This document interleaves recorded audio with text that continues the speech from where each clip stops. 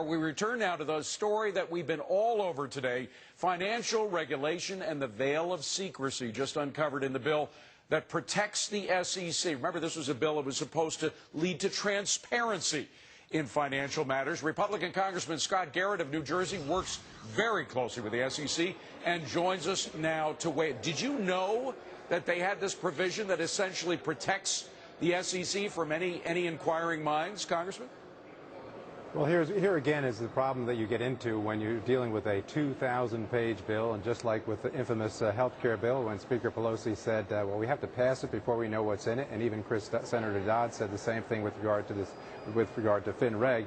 No one knew the exact magnitude of some of the provisions that were just flying through at the last wee hours of the morning. That's why a lot of us Republicans were saying, hold on, slow down, and vote no on this thing. Well, you know how we found out, Congressman? We have had a long-running attempt to get information from the SEC, from the Federal Reserve, and from the Treasury Department. We've been very successful at getting a lot of information. We were in court yesterday, and our attorney was told in court that this provision protected the SEC from inquiry by the press or any other taxpayer who wants to find out where their money's going.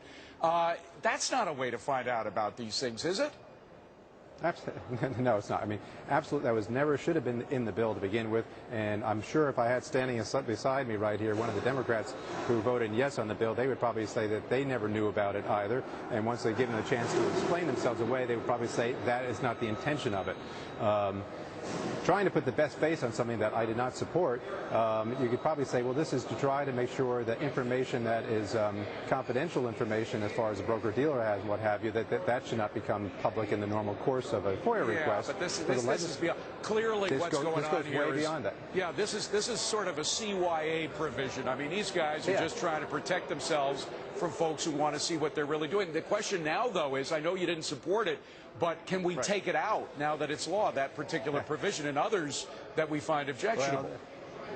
Well, there is the ultimate question. It's just what is our ability to go in and start stripping out of this bill so many of the problematic areas, whether it's the larger issues, the fact that we set up continuation of bailing out failed institutions, or this provision, or how about the whole Office of Information, which basically allows them to go in to look at all financial transactions, big and small, your use of the ATM and what have you, and also be its own little systemic regulator by itself.